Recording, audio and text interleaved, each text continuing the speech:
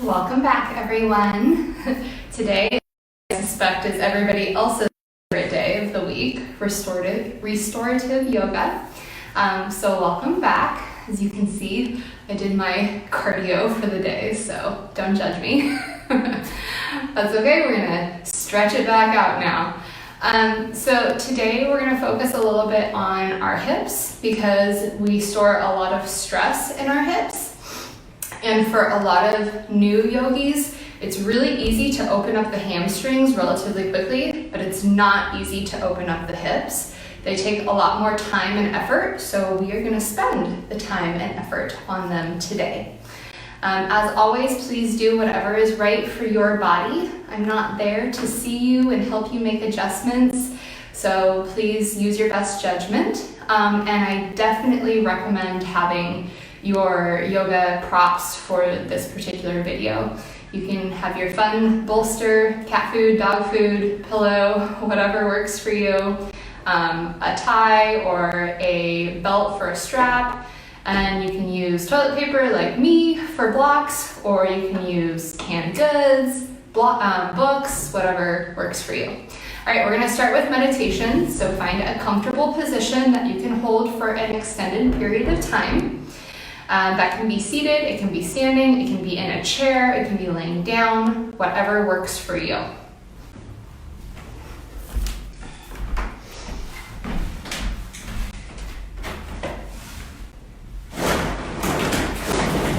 Alright, so once you've found your comfortable position, settle in and find stillness.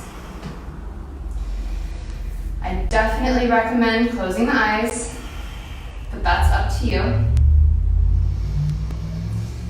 And we're going to start with just a few long breaths, nothing special, just inhaling deeply, taking a moment to let the body settle into whatever position you've chosen.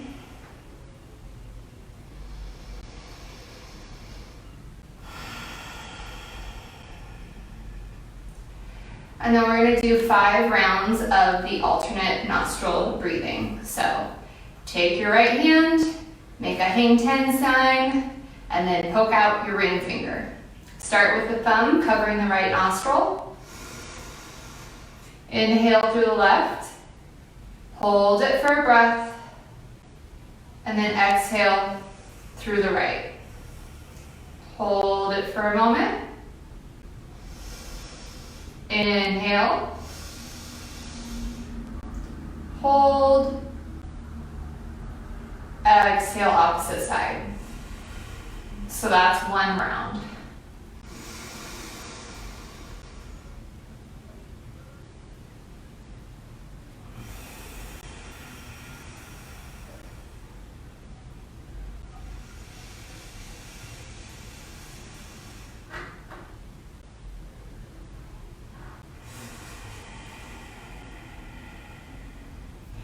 Go at your pace, but making sure to hold the inhale for a beat and the exhale for a beat before you transition.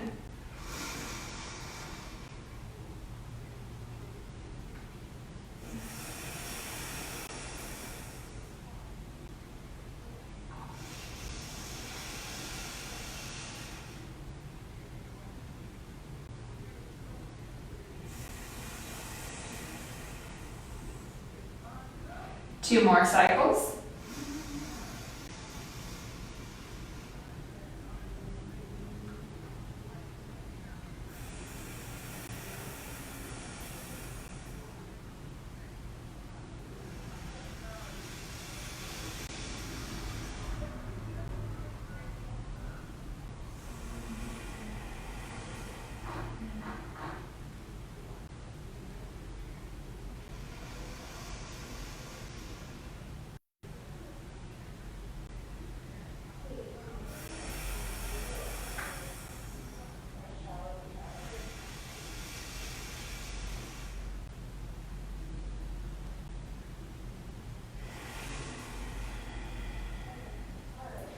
Go ahead and release your hand back down and come back to your normal breathing.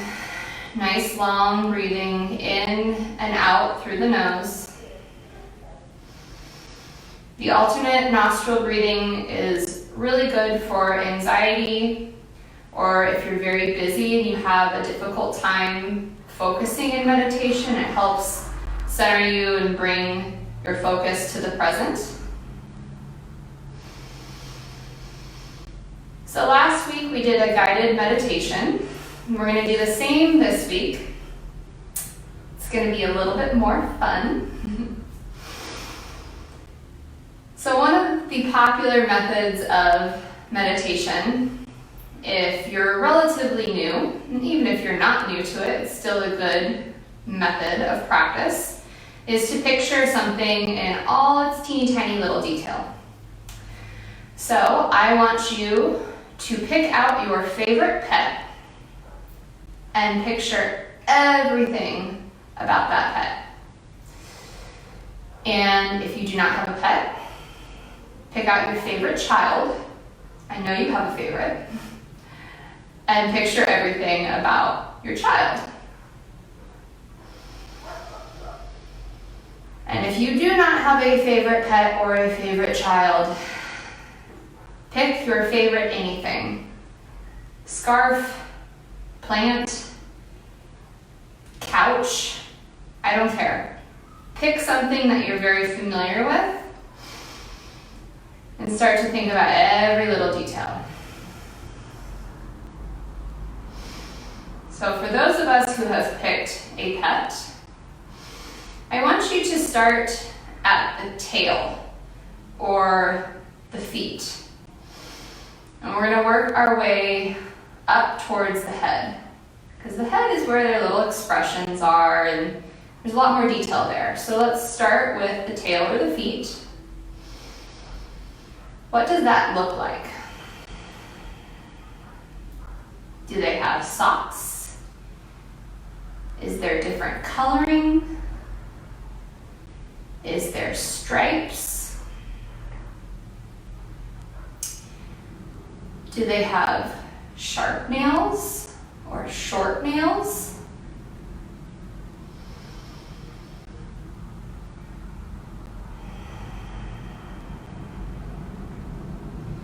Are they fluffy? Do they have a long tail that knocks things over? Or do they have just a little nub that wiggles when they're happy?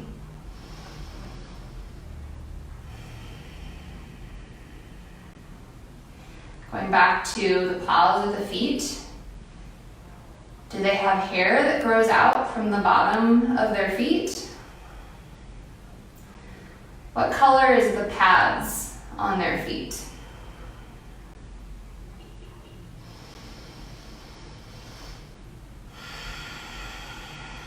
Working your way up now. Do they have long legs? Do you have a corgi or a wiener dog? Really, really short little legs? What does it look like when they run? What does it look like when they walk? Do you have a cat that's super sassy?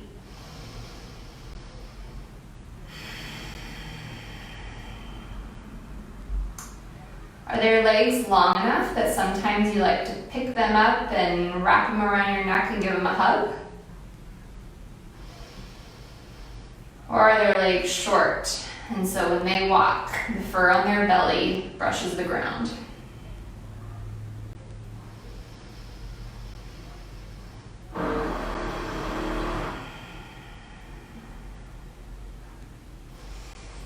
Now bring your focus to their midsection. Is your pet or baby a little chunky? Do they have a little tub? Or can you see their definition?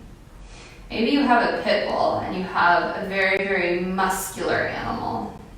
Can you see the ripple of their muscles when they run and they play?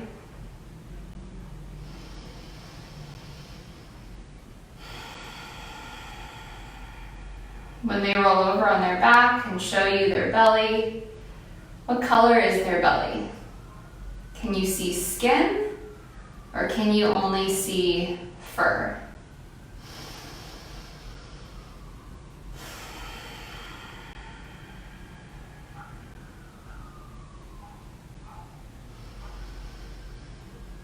Does your pet or your favorite child like to snuggle with you?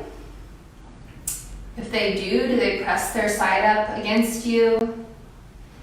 Are they soft to the touch?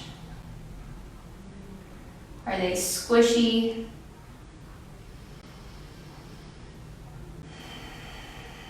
Can you feel their breathing? Can you feel their heartbeat? Can you feel their purring? How does it make you feel when they press up next to you? Is it annoying?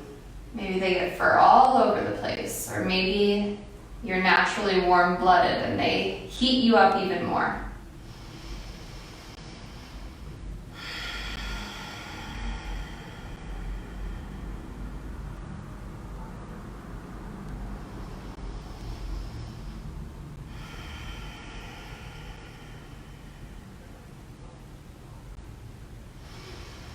Bring your focus now to their neck. Do they have a collar on? If so, what color is the collar? Is it thick? Is it thin? Does the collar match their personality? Does it have a tag? Does it have a bell?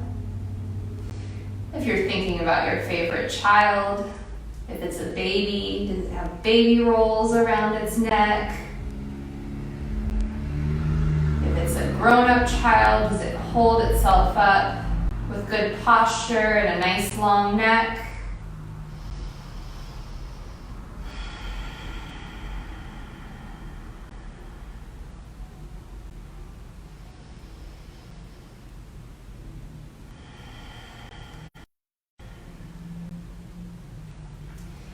Now bring your focus to the head.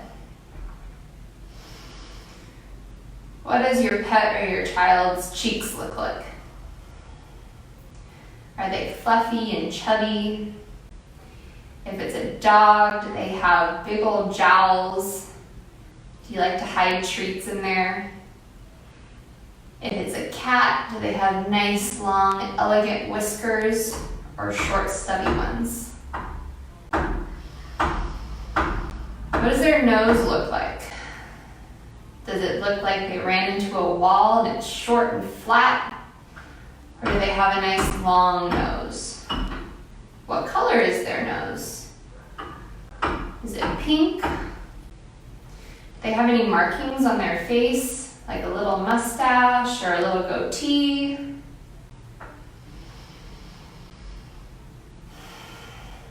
What does their breath smell like? Maybe it's a dog and that's rough. No good emotions are connected to that breath. Or maybe it's a sweet newborn and you can't get enough of that new baby smell.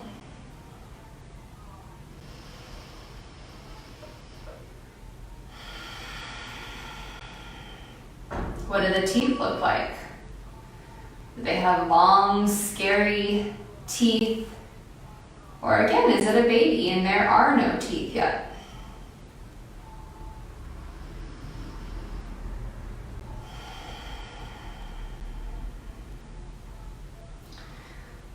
What do the eyes look like?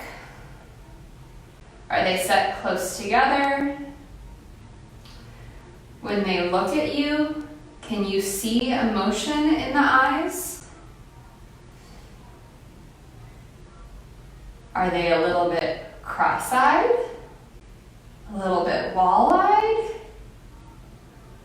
Do they focus on you when you look at them?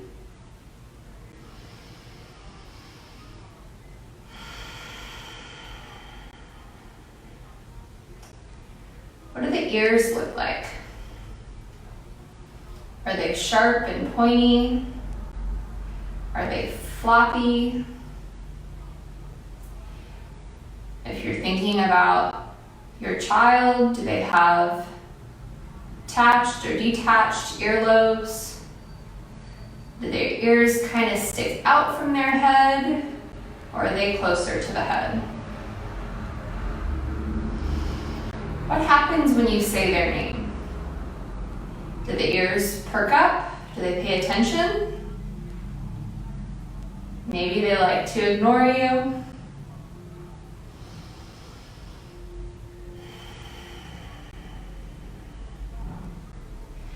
And then finally, what does it feel like to touch the top of their head? Do they like the top of their head touched? Do they like it scratched? Is the fur soft? Or if it's a baby, is the baby's head soft? Does it have hair yet? If it's an older child, do they like it when you stroke their head? Is it comforting?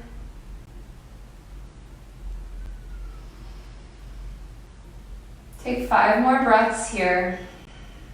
Just thinking about that favorite being. If it's your favorite, hopefully it's bringing feelings of comfort and joy.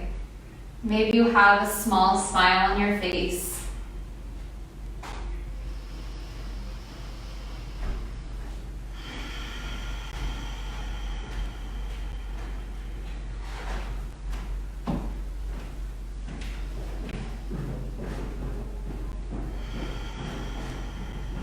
Two more breaths.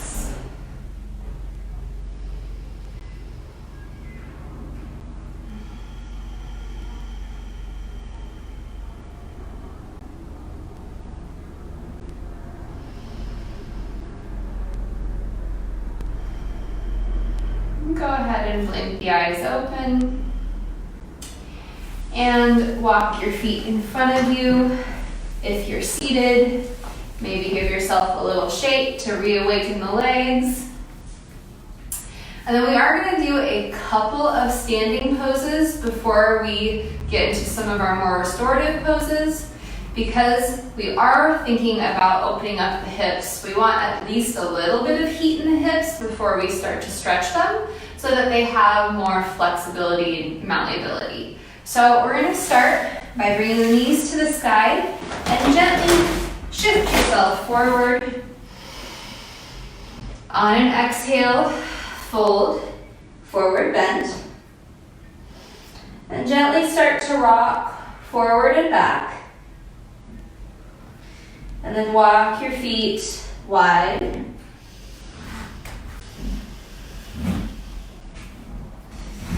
Come as wide as feels comfortable without a lot of effort. And then wrap the hands and give yourself very, very gentle rocks side to side.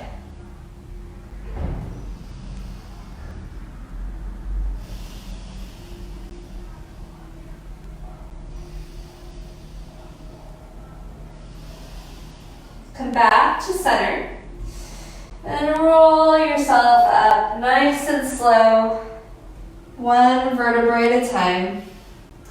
And then take the feet and bring the heels in and the toes wide and drop your hips straight down so that the knees are right on top of the ankles. If you need a little extra distance between the legs, that's fine. You can stay right here. You can bring the hands to your heart. You can push the knees back slightly. Or you can bring the hands either parallel with the ground, palms down, or up, or to a Y shape. And go ahead and start to shift back and forth just a little bit. We are trying to do just the most gentle warm-up, not too intense.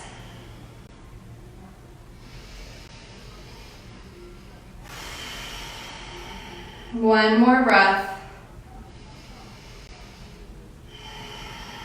Come back to center. Bring the hands to the inside part of the thighs. Sink a little bit deeper. And then extend up. And go ahead and fold back down. Hands come to the ground for support as you rock back and forth, back to your forward fold. So go ahead and tip up onto the toes and bend the knees wide. And maybe this is enough for you, or maybe you want the hands forward and shift the hips back.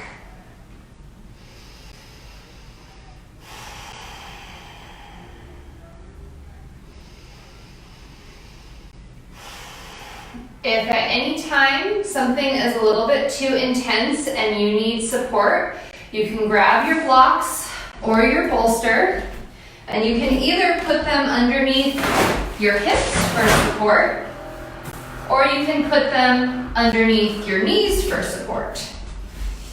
So here, if you wanted a little bit more support, gently sit back onto your blocks. Toilet paper is probably not the most sturdy thing in this particular situation. And allow the blocks to take some of your weight away. Good, walk the hands back in, knees come together, and exhale back to forward fold. Walk your feet just so that they're hip distance apart. And again, wrap the hands, give yourself a gentle rock, side to side.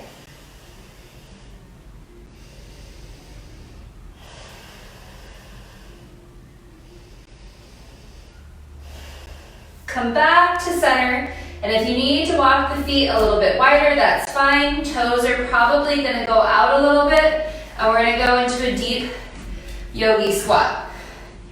So to start, feel free to keep the hands in front of you. And again, if you want, you can sit on your blocks, which I am going to do because this is not comfortable on my hip that I have an injury on. So start here first. If you can take the hands off the ground and keep your balance, you can bring the hands to your heart center.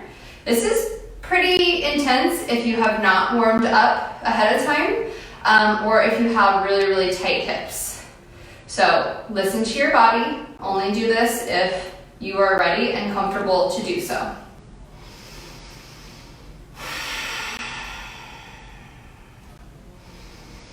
One more breath. And release the hands. Extend back up into your forward fold. You can wrap the elbows, or if you want, you can try walking the feet, picking up a toe, and then the other. Whatever feels good for you to get the blood flowing back through those legs. Come back to center, and again, drop down into that yogic squat. This time, one of those hands is going to reach towards the edge of the mat, keeping the elbow on the inside of the knee. And then the other hand goes towards the sky. So you're kind of reaching at a 45-degree angle in one direction, 45-degree angle in the opposite direction. Feel free to stay here if you want. And I don't necessarily suggest this. This is restorative, but if you want a challenge, you can try to go for the bind. I'm going to give myself a well-deserved break and stay here.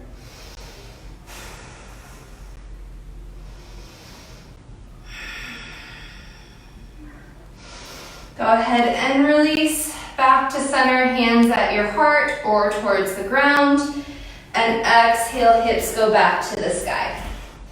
Again, whatever works for you. You can either wrap the elbows and rock, or keep the hands to the ground and tap the toes. You could also push up into the toes, rock back into the heels.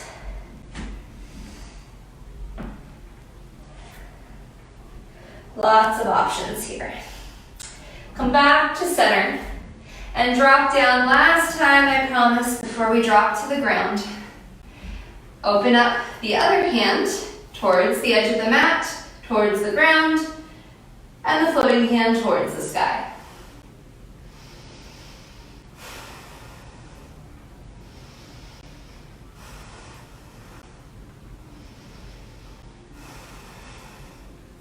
This is when you really want some quality Charmin for your booty. I can feel the toilet paper digging into me. Go ahead and come back to center. And exhale, forward fold. Again, whatever works for you to let the blood flow back through the legs.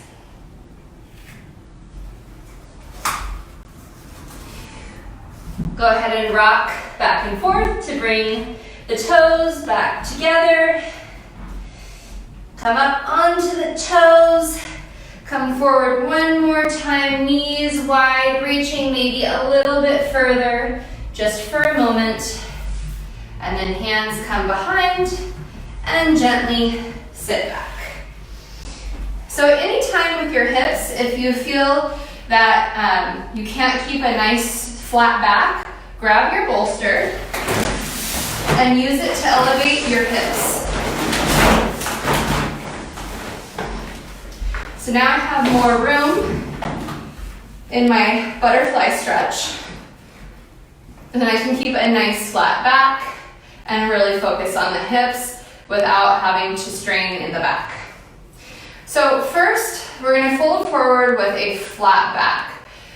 So on your inhales, continue to lengthen through the crown of the head, trying to find a nice long spine. And on your exhale, I want you to pretend like there's a string tied from your belly button to your big toe. And you're reaching the belly button forward rather than rounding the back. And so you should notice this in the inside of your hips and thighs.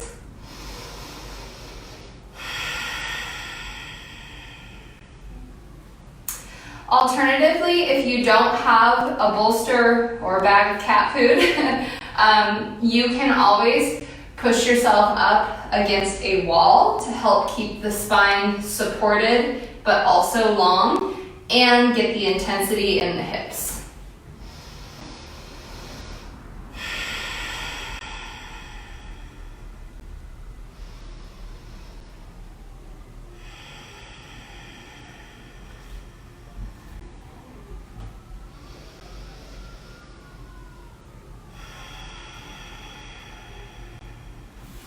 Go ahead and walk yourself back up to upright. And I want you to take those feet and walk them out at least a foot, maybe 18 inches.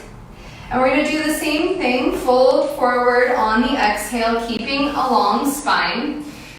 You're still gonna pretend like you're reaching with the belly button towards the big toe because we still wanna lead in order to keep the long spine. We wanna lead with the belly button. But you're gonna notice you'll have a lot more room to fold farther forward. So if you have the ability to drop the nose towards the feet, that's fine. Just make sure that you're not losing the length in the spine in order to do so. And this is a good example of if you need the extra support, bringing your blocks underneath the knees so that as you shift forward, you just have the support there. You don't overextend or overstretch something. The goal of restorative yoga is not to all of a sudden be able to do the splits or be able to do some gymnastic move. The goal is to really ease the body open, allow the body to recover from often the horrible things we do to it, like running and hiking and any kind of impact exercise. We need to both stretch, but also let the body relax rather than forcing it, rather than working on the stretch while other muscle groups are contracted. And then by doing that, not only are you releasing a lot of the lactic acid that you've built up when you're doing your other workouts, but you're able to settle your nervous system and really release a lot of stress and a lot of the bad stuff connected to stress.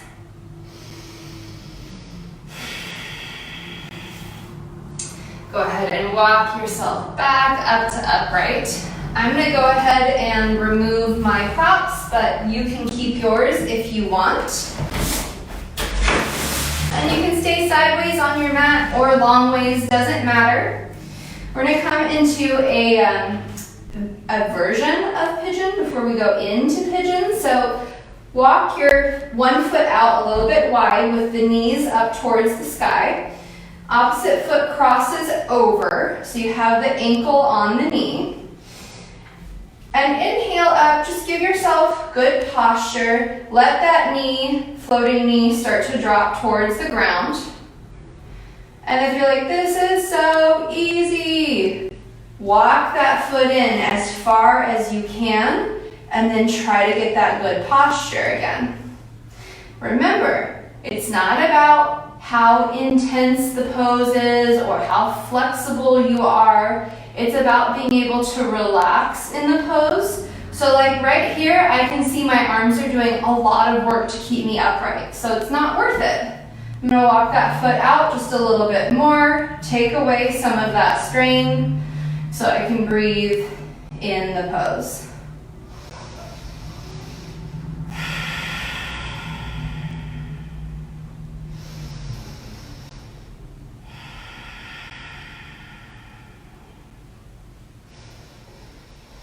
Go ahead and walk the standing or bottom foot over to the opposite edge of the mat and release down so that you have your shins stacked right on top of each other. One ankle over the knee, knee over the ankle. Take an inhale up and exhale, fold forward, keeping the length in the spine. So inhale, long spine. Exhale, ease forward. I'm not pulling, I'm not pushing, I'm not straining. I'm using the exhale to relax.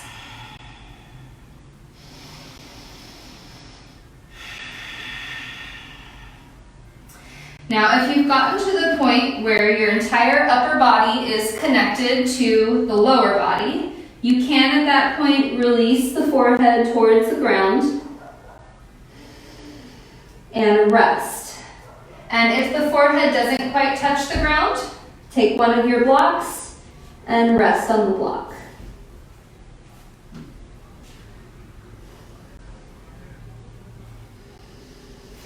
Continue to keep the feet flexed to protect your knees. But notice how that feels. If flexing the feet puts more intensity in the hip and it becomes too much, flex the feet and walk yourself back up just a little bit to ease out of just a little of that tension. You know what's right for you, so you go to the level of intensity that's right for you, but remember, the goal of restorative is to restore the body, find comfortable range of motion, not trying to challenge ourselves. Go ahead and walk yourself back up to upright. Take that front leg and you're going to keep, or the top leg, you're going to keep it in the front and you're going to roll over onto the hip. Opposite leg reaches behind, coming into pigeon. Now I would probably encourage you to walk that front leg a little bit closer to your hip because we didn't do a whole lot of flow and warm up. You may not have the openness in the hip to have your shin parallel with the front of the ground. And double check, make sure that back leg is straight behind you. If you're feeling good and you would like to fold forward, go ahead and come to the elbows. Still reaching through the crown of the head, keeping the spine nice and long. And after a breath or two here, if you're still feeling comfortable and you can breathe and this feels like it's a pose of ease, not of strain, you can fold forward onto the hands. resting your cheek or your forehead on the backs of the hands.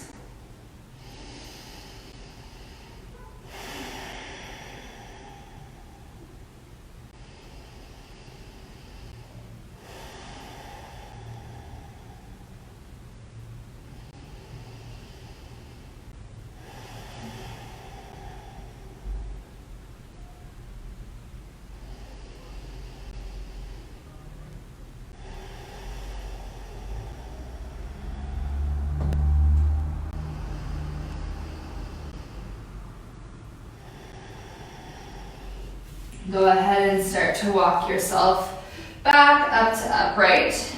You're gonna lift just enough so that you can extend the front leg out towards the side so that you're resting on the outside edge of your hip. You want to try to make as much of an L with your legs as possible, but you're still trying to bring their upper body towards the front of the mat, or maybe even to the opposite side of that leg. So maybe for you this is really intense in your IT band. Maybe you have sciatica and you're screaming in pain right now. Listen to your body and ease up. Or add a little intensity by coming to the forearms. Now, if you're that person and this is just way too intense for you, grab your bolster, grab your pillow, and put your hip on it, which will again elevate the body and take some of the intensity off of the stretch, especially down the side of the leg and your IT band.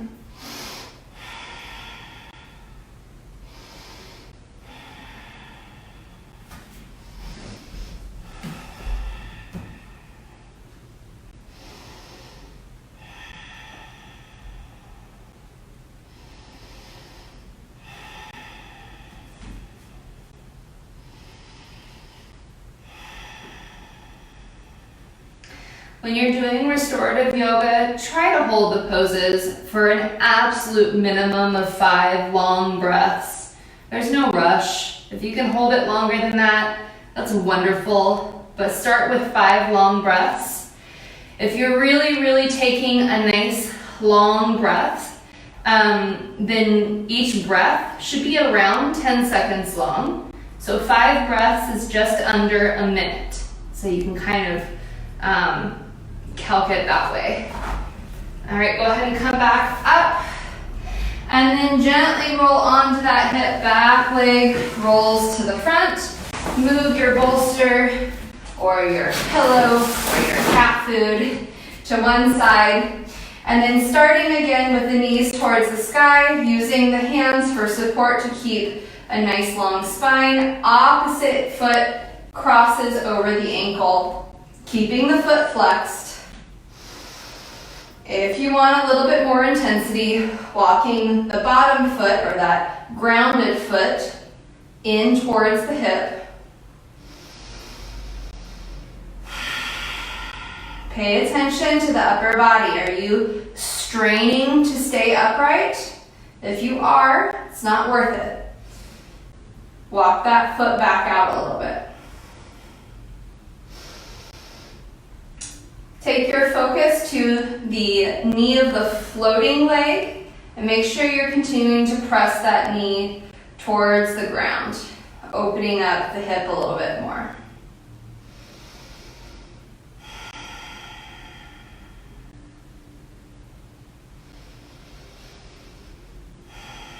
Go ahead and walk the grounded foot over to the other side of your mat, softening the knee to the ground. Shins are stacked. Take an inhale to lengthen. Exhale, gently fold forward. Remember, you're easing into it. So you're not reaching, you're letting the body, you're basically letting the body fall with gravity as you exhale.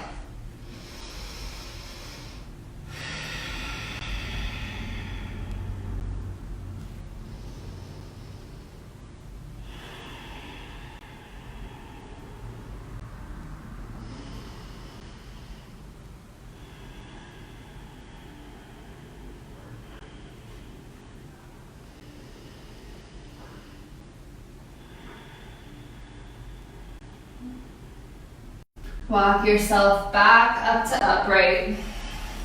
Take that top foot and it's going to stay at the front of your mat as you swing the bottom foot around, coming into pigeon, adjusting as necessary, maybe walking the foot closer to the hip, making sure that back leg is straight behind you, and then folding forward.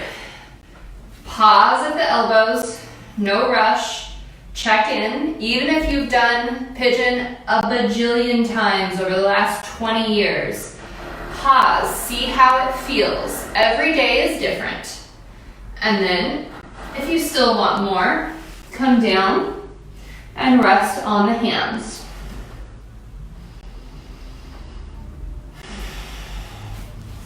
So we didn't add the bolster on that side for pigeon, but you can absolutely add it at any time before we extend the leg out. I'm going to add it because this hip is not happy. So let's make it happy.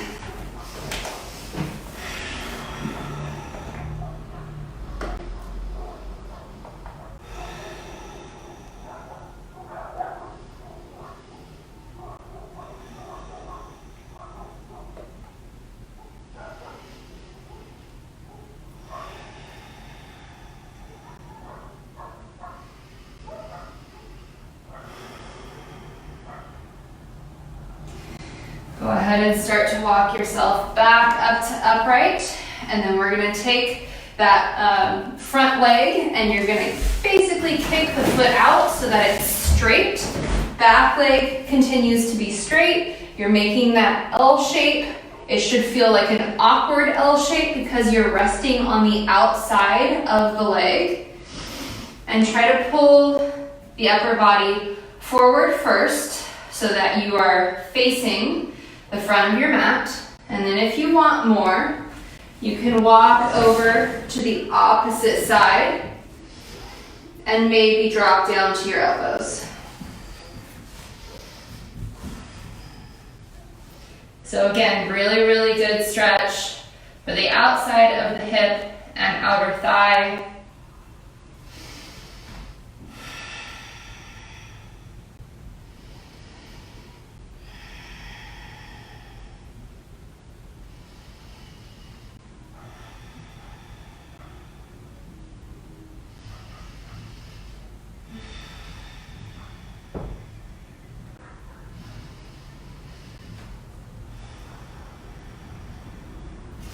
Go ahead and walk yourself back up to upright.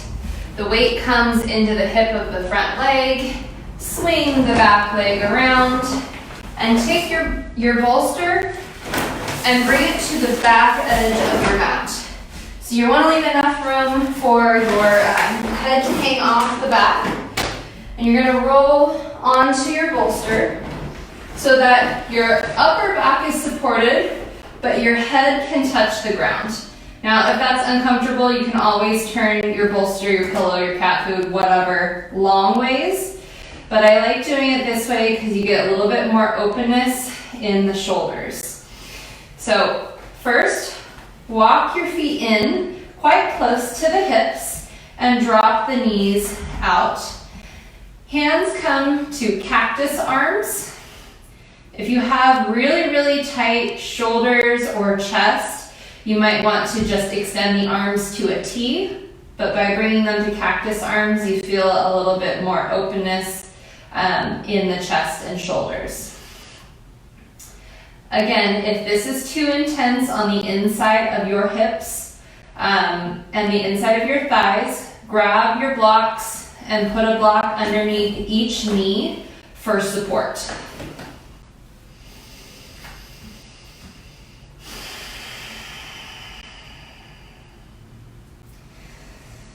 Notice the rise and fall of your belly.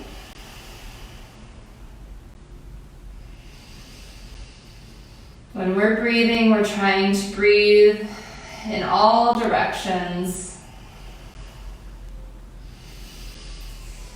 Breathing not just with the chest, but with the core, with the belly, with the diaphragm.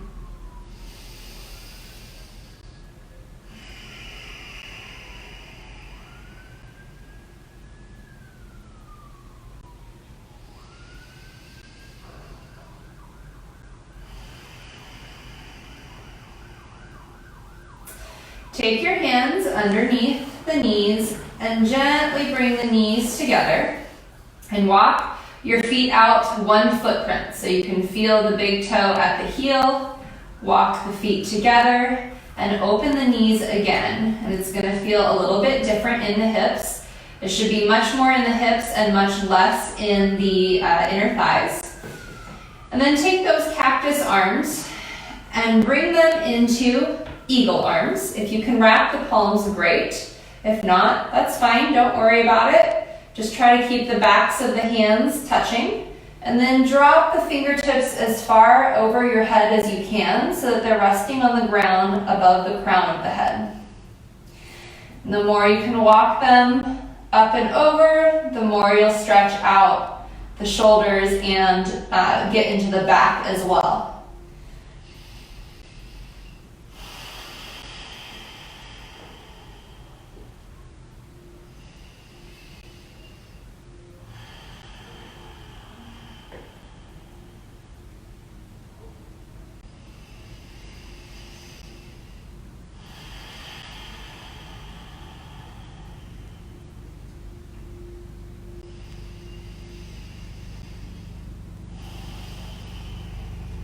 Do you notice that the hips or the shoulders are starting to lengthen just by staying here? Maybe you can start to feel more of the ground underneath your outside thighs. Maybe as the arms get heavy, you can put all of your fingertips on the ground. Go ahead and pull the elbows so they're back on top of your shoulders. Open up to your cactus arms and then opposite arm on top. And reach the fingertips up and over. You should still feel that same intensity in the back part of the shoulder and maybe into the shoulder blades, but the intensity should have shifted to the other side of the body just a little bit.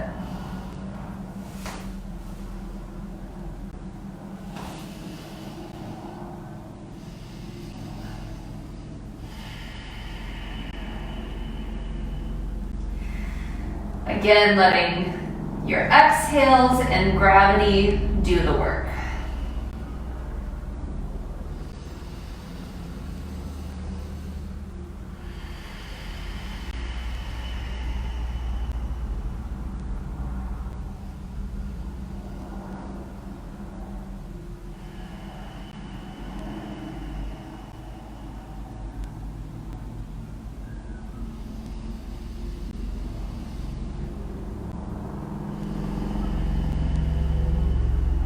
One more breath here.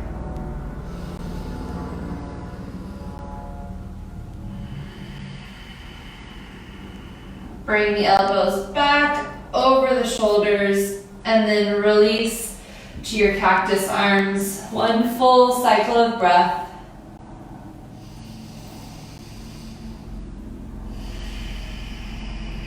And then bring the hands underneath the knees and gently pull the knees together.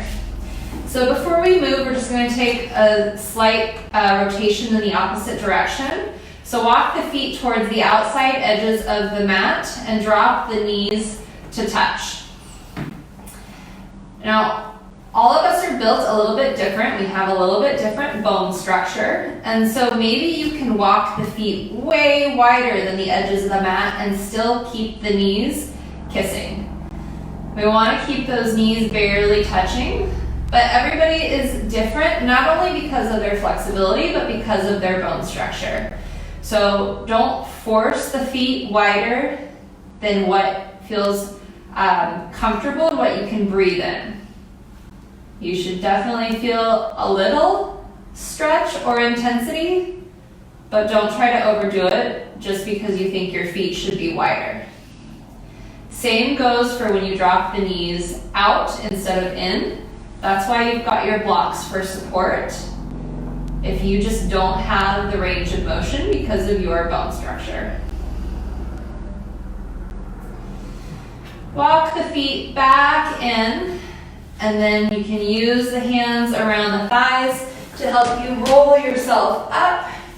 And we're going to take that bolster and move it to the side so that you can roll down onto your back.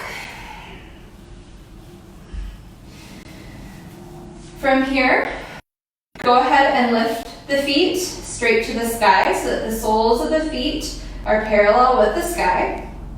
And if you want, you can go ahead and put the backs of the legs up against a wall. If you'd rather stay here, that's fine too. And another option is if you are using actual yoga blocks, not our fun homemade toilet paper yoga blocks, you can always lift up and put your yoga block underneath your sacrum or your tailbone to get a little bit more elevation. So we're going to stay here for quite some time, a couple of minutes. Putting your legs up the wall or doing any kind of inversion pose, even if it's a more challenging pose like a shoulder stand, is really, really good for the body. It's really good for circulation. It allows the blood to flow easily back towards the head and the heart, which it doesn't get to do throughout the day because you're upright, and so you're fighting gravity. Feel free, if you're like me and you want to stretch out your toes, you can do some flex endpoints with your toes. And because you are helping your circulation, you're also stimulating the nervous system. And so you're getting a lot of nutrients to your brain and the important parts of the body that make you alive. What does it mean to be alive? To breathe, to have your heart pumping, to be able to think, right, on a more philosophical level, to be able to have coherent thoughts. And so what drives all of that? Your head, your heart, your lungs, most important pieces of the body, right? So we really want to get nutrients to those pieces of the body.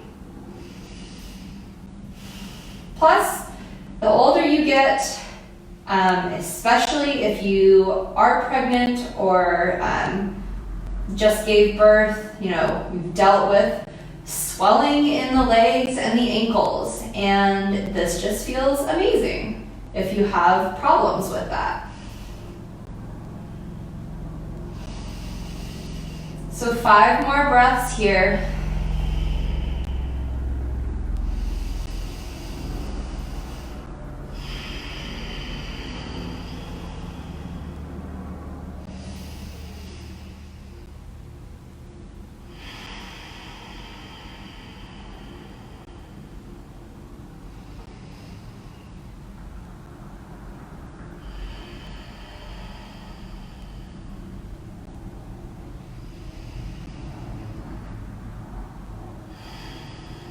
And then go ahead and bend the knees. If you're up against the wall, come away from the wall, back to your mat.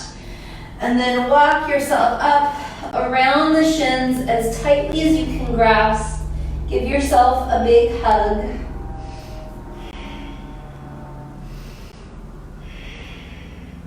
And then release and relax. Extend the arms and the legs. Shift side to side until you find that comfortable, settled position. And we're going to take a nice long Shavasana. Let the breathing be natural. No special breathing. We're not trying to hold it in or hold it out. We're not trying to breathe long or short. Just breathing naturally. Hopefully simulating the same type of breath that you have when you're asleep.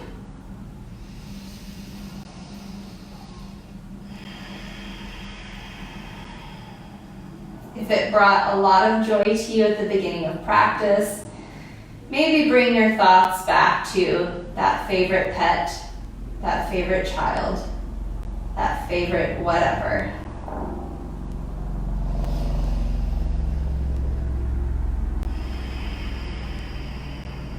We tend to hold a lot of emotion and stress in our hips.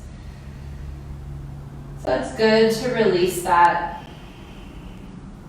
And if you have been feeling a lot of stress, and so maybe by focusing on the hips today, you released a lot of stress and you realized how much negative emotional energy you've been holding on to, maybe it feels really good to think about that favorite pet or that favorite child as a way to end on a positive note.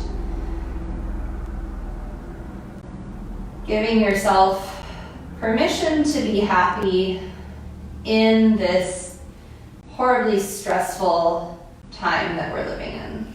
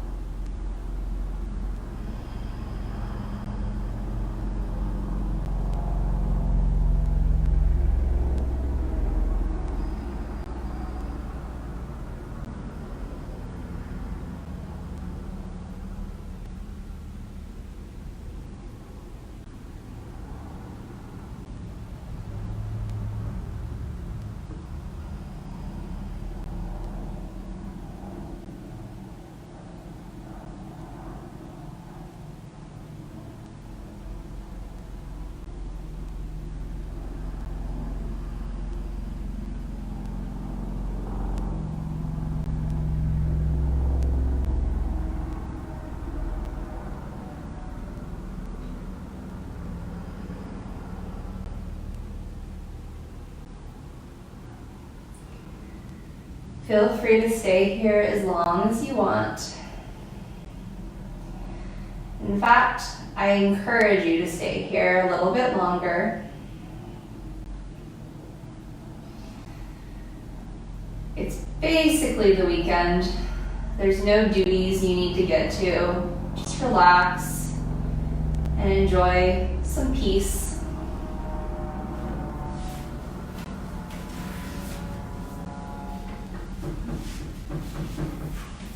I hope you enjoyed today's restorative class. I hope it brought you calm and peace and maybe a little bit of joy. Enjoy your weekend. I'll be back on Sunday at 10 with a introductory all levels class. And until then, namaste.